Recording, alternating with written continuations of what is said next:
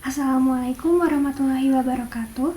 Perkenalkan, nama saya Aulia Hanifia Putri dari kelas 23 AKPB dengan NIM 230312018. Di sini saya akan mempresentasikan mengenai pengendalian kerahasiaan dan privasi. Sebelumnya teman saya Fania Nabila Zahra telah menjelaskan mengenai kerahasiaan dan juga privasi. Maka kali ini saya akan menjelaskan mengenai enkripsi.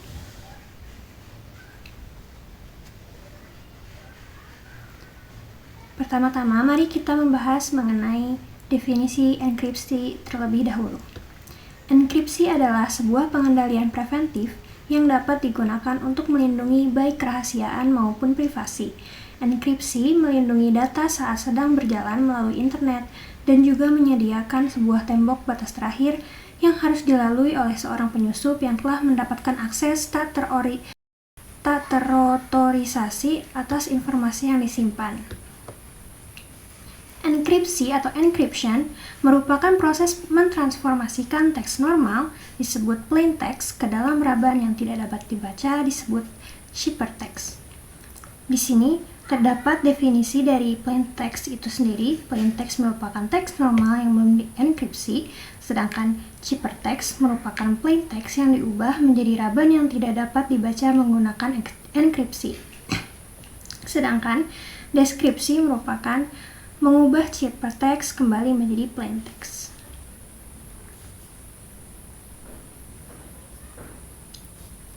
Nah, di sini terdapat langkah-langkah dalam proses enkripsi dan deskripsi. Di sini terdapat bagan, yaitu plain text. Ini adalah sebuah kontrak untuk mendapatkan sebuah kunci, lalu ke bawahnya terdapat algoritma enkripsi, algoritma deskripsi yang diubah menjadi plain text kembali dari sebuah ciphertext. Lalu terdapat faktor-faktor yang mempengaruhi kekuatan enkripsi, yaitu terdapat 3 faktor, yaitu panjang kunci, algoritma enkripsi, dan kebijakan untuk mengelola kunci kriptografi. Panjang kunci sendiri yaitu kunci yang lebih panjang memberikan enkripsi yang lebih kuat dengan mengurangi jumlah blok-blok berulang pada ciphertext.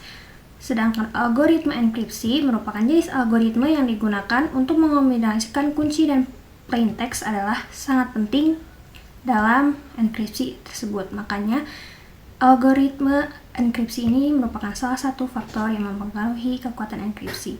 Lalu yang terakhir itu faktor kebijakan untuk mengelola kunci kriptografi. Manajemen kunci kriptografi seringkali merupakan aspek penting yang paling rentan dari sistem enkripsi. Lalu selanjutnya, terdapat manfaat enkripsi itu sendiri, yaitu yang pertama, kerahasiaan suatu informasi terjamin, kedua, menyediakan authentication dan perlindungan integritas pada algoritma checksum atau hash, yang ketiga, menanggulangi penyadapan telepon dan email, keempat, untuk digital signature, lalu yang terakhir untuk digital cache.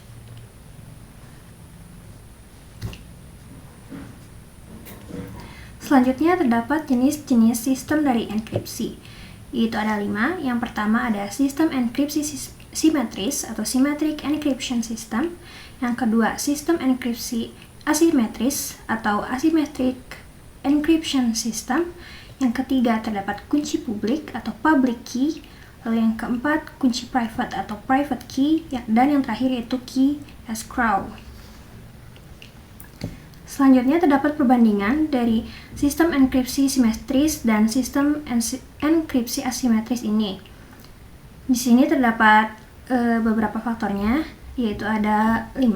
Yang pertama ada jumlah kunci, keunggulan, kekurangan, isu-isu risiko, dan penggunaan utama. Nah, untuk jumlah kunci dari enkripsi simetris itu terdapat 1 kunci. Kunci rahasia yang digunakan baik untuk enkripsi maupun deskripsi adalah sama. Namun, untuk enkripsi asimetris terdapat 2 kunci. 1 kunci dibuat untuk publik, satunya lagi dirahasiakan. Kedua kunci dapat mengenkripsi, tetapi hanya salah satu kunci yang dapat mendeskripsi. Lalu, keunggulan enkripsi simetris yaitu kecepatannya jauh lebih cepat. Nah, untuk keunggulan enkripsi asimetris yang Pertama itu ada siapapun dapat menggunakan kunci publik Anda untuk mengkomunikasikannya. Lalu yang kedua, tidak perlu menyimpan kunci untuk setiap pihak yang ada. Lalu yang ketiga, dapat digunakan untuk membuat tanda tangan digital yang legal. Lalu terdapat kekurangan dari enkripsi simetris, yaitu memerlukan kunci terpisah bagi siapapun yang ingin berkomunikasi. Lalu yang kedua, harus menemukan cara yang aman untuk membagikan kunci rahasia dengan pihak lain. Sedangkan kekurangan dari enkripsi asimetris yaitu kecepatannya jauh lebih lamban daripada enkripsi simetris.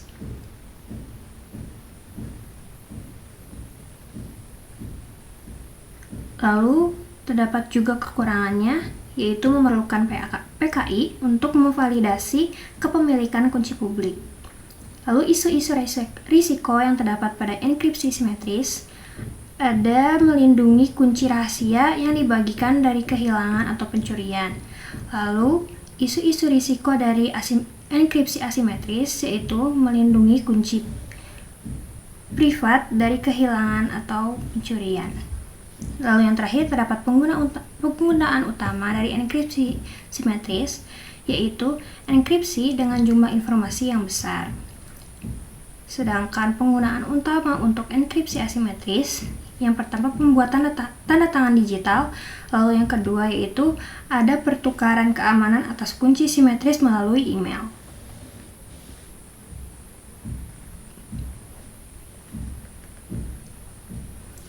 Nah, berikutnya kita akan membahas tentang hashing. Hashing adalah proses yang mengambil plain text dari setiap panjang dan mengubahnya menjadi sebuah kode pendek yang disebut hash.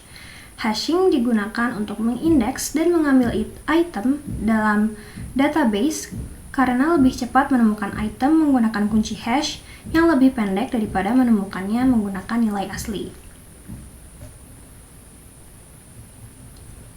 Lalu selanjutnya terdapat tanda tangan digital.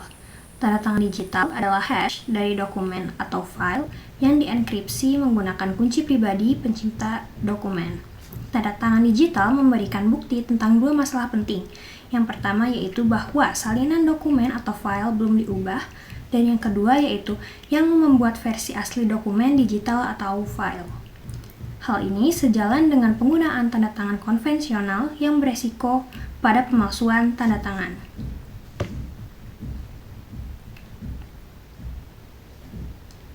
Selanjutnya, terdapat sertifikat digital dan infrastruktur kunci publik. Sertifikat digital adalah dokumen elektronik yang berisi kunci publik entitas yang menyatakan identitas pemilik kunci publik tersebut. Otoritas sertifikat atau Certificate Authority adalah sebuah organisasi yang menerbitkan kunci publik dan privat, serta mencatat kunci publik di dalam sertifikat digital. Lalu, infrastruktur kunci publik atau Public Key Infrastructure atau biasa disebut dengan PKI adalah sistem untuk menerbitkan sepasang kunci publik dan privat serta sertifikat digital terkait. Dengan demikian, sertifikat digital berfungsi seperti pendanaan digital dari SIM atau paspor.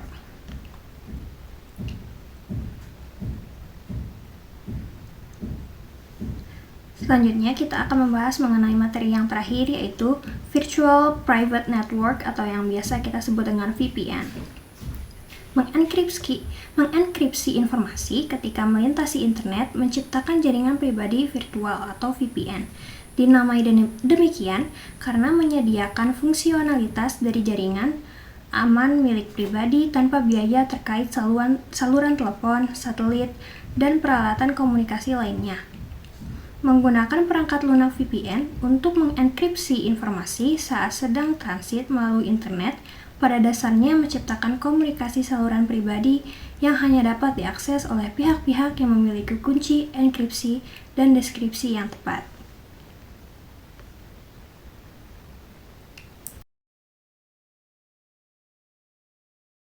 Dari VPN itu tersendiri memiliki fungsi utamanya, yaitu yang pertama ada confidentiality atau kerahasiaan. Dengan adanya teknologi enkripsi tersebut, maka kerahasiaan data dapat lebih terjaga. Walaupun ada pihak yang dapat menyadap data yang melewati internet, bahkan jalur VPN itu sendiri, namun belum tentu dapat membaca data tersebut, karena data tersebut telah teracak. Lalu yang kedua, terdapat data integrity atau keutuhan data.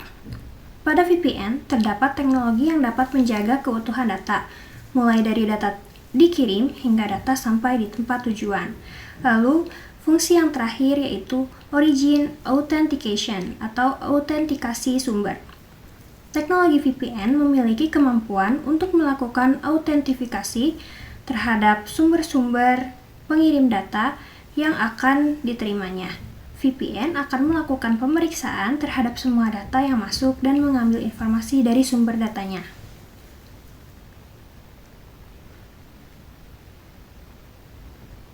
Baik, mungkin cukup sekian untuk materi kali ini, yaitu mengenai menjaga kerahasiaan dan privasi.